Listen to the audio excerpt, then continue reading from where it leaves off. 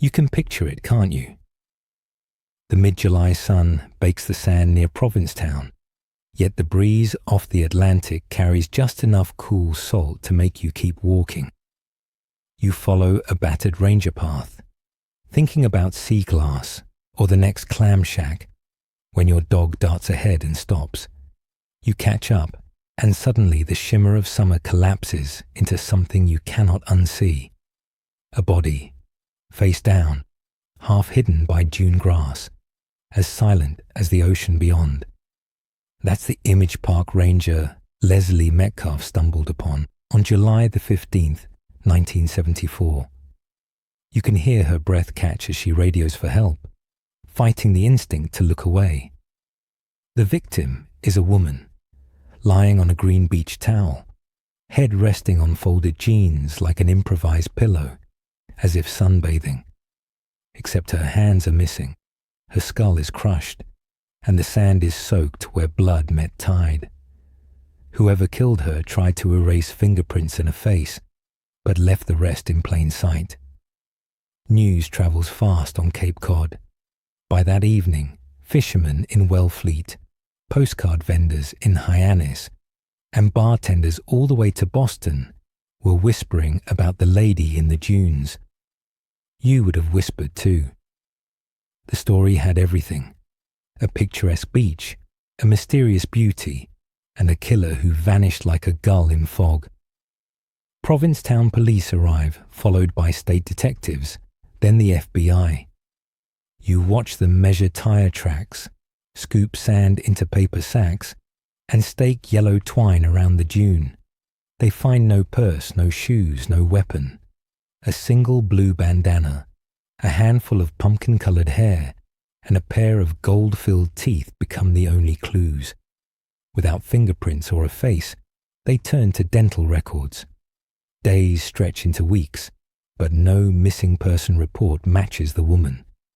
She is classified as 15 to 35 years old, about 5'8", athletic build, a small arc of cosmetic surgery on her nose, a suggestion that she cared about how she looked. Yet no one steps forward to claim her. Summer fades, and still the lady remains unnamed. You might expect Provincetown to move on, but the town thrives on stories. Tourists begin walking the dune trail where she was found, snapping photographs and shivering even in August heat. Some swear the wind carries a woman's sigh at twilight. Others tuck wildflowers into the sand as a fragile apology for their curiosity. Investigators chase every ripple. A witness recalls a woman matching the description with a dark-haired man driving a green truck. Another thinks she saw the victim at the Provincetown Carnival, laughing near the Ferris wheel. Nothing sticks. Years slide by. Evidence is shipped to Boston, re-examined with new technology. But each time the envelope comes back marked no match, you feel the case cooling like a late September tide. Then come the theories, each one more cinematic than the last. You hear whispers that infamous mobster Whitey Bulger vacationed in the area and was known to remove teeth from his victims. Another rumor claims the woman was an extra in the blockbuster film Jaws, shot on Martha's Vineyard the same summer, and that someone on set recognized her distinctive dental work. An author pens a novel weaving black market art, Jealous Lovers, and smuggled diamonds into her death. The public devours every scenario, but none of the storytellers can answer the simplest question. Who was she? In 1980, detectives exhume her body for the first time. You imagine the hush over St. Peter's Cemetery as the casket is lifted. A forensic artist creates a clay model, smoothing features onto a blank skull, hoping a cheekbone curve or chin dimple will jog someone's memory. Newspapers print the reconstruction beside the headline "Lady Still Unnamed." The phone rings, letters arrive, yet every lead ends with a polite but crushing sorry, not her. Decades keep stacking. DNA enters the scene. first as a whisper of promise, then as a roar. In 2000, technicians extract a tiny sample from her bones. You cross your fingers, but the national database is still young, mostly filled with convicted offenders, and no hit surface. In 2014, they try again with better equipment, but the profile remains alone, a nucleotide orphan waiting for kin. All the while, Provincetown continues to tell her story. Tour guides pause on Commercial Street and point toward the dunes, lowering their voices like parishioners in church. Now flash forward to 2019.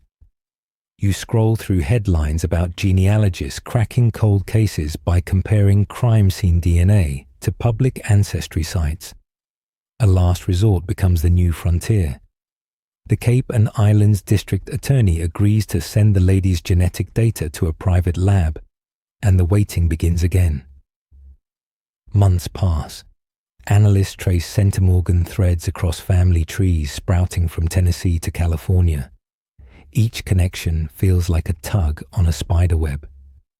Finally, in October 2022, the phone rings in Provincetown with the call everyone had nearly stopped expecting.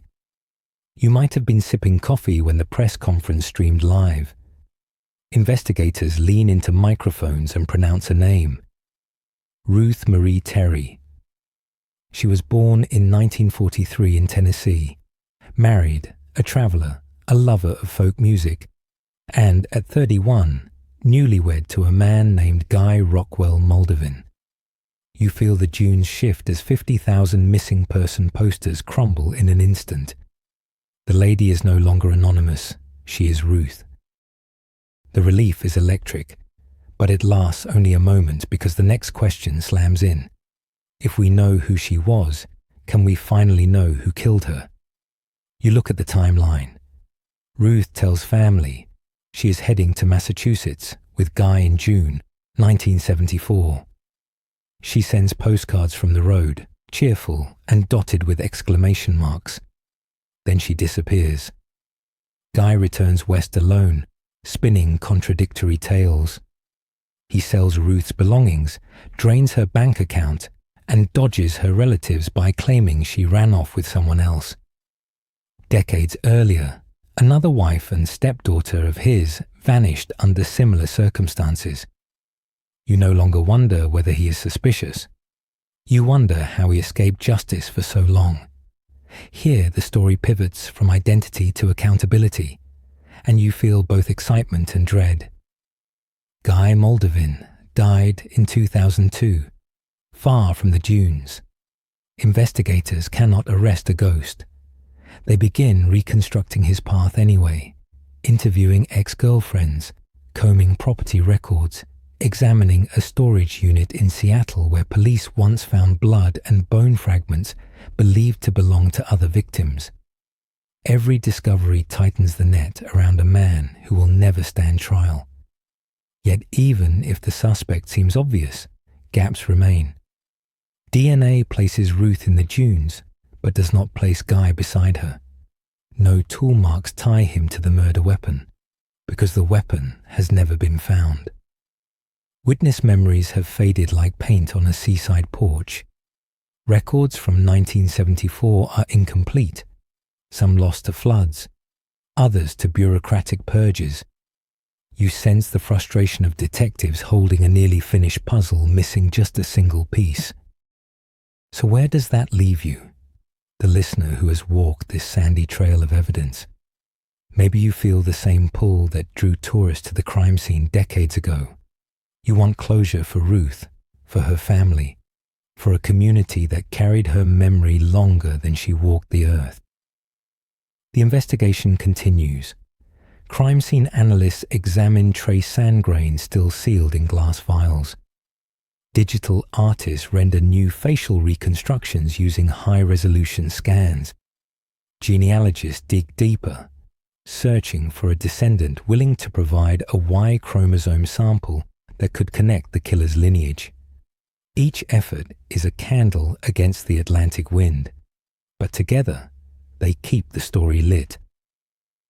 Ruth's brother, now in his late 70s, speaks at memorials and thanks strangers for caring. You can hear the catch in his throat when he says he still sets a second place at Thanksgiving, just in case. His presence reminds you that true crime is not entertainment to everyone. For some, it is the echo of an empty chair. Every so often, you might check online forums where amateur sleuths trade theories. One day, someone posts a faded Polaroid of a couple at Race Point Beach, claiming the man resembles Guy. Another shares a journal entry from a campground worker who remembers a violent argument the week Ruth vanished. Most tips fizzle, but they prove something powerful. People you will never meet have volunteered their curiosity, their time, even their hope, to a woman who spent almost half a century without a name. Think back to that first image, the dog barking, the dune grass parting. Does it feel different now that you know her name? The scene is still brutal, yet somehow more intimate. That towel was Ruth's. Those jeans belonged to her. She probably laughed earlier that morning, believing she would get up, shake the sand from her clothes, and drive on to the next adventure. The tenderness of that ordinary plan makes the violence glow hotter, like embers stirred. So what can you do, besides listen? You can share Ruth's story, reminding people that cold cases thaw in the warmth of communal attention. You can submit DNA to genealogy databases if you feel comfortable, widening the net for law enforcement. You can support victims' families, maybe by writing a letter or attending a memorial walk. Small acts ripple. After all, it was a ripple. One lab technician uploading raw data that finally gave Ruth her name. As the sun sets over Cape Cod, you imagine standing atop the dune where Ruth's story paused. The sand is cool now. Waves clap against the shore like a slow-beating heart. You notice fresh footprints leading back toward town, proof that someone else visited, reflected, maybe whispered a promise to keep searching. The mystery is not solved, but it is alive, and that, for investigators, can be enough to keep going tomorrow. So you walk away with two truths in your pocket. First, mysteries can be patient. They sit under sand, under paperwork, under decades, until the right question disturbs them. Second, a name matters. It transforms a Jane Doe into a sister, a bride, a traveler with songs in her suitcase. Remember Ruth Marie Terry. Speak her name the next time you feel the ocean breeze, and let it remind you that every unsolved case is a story still waiting for its final verse.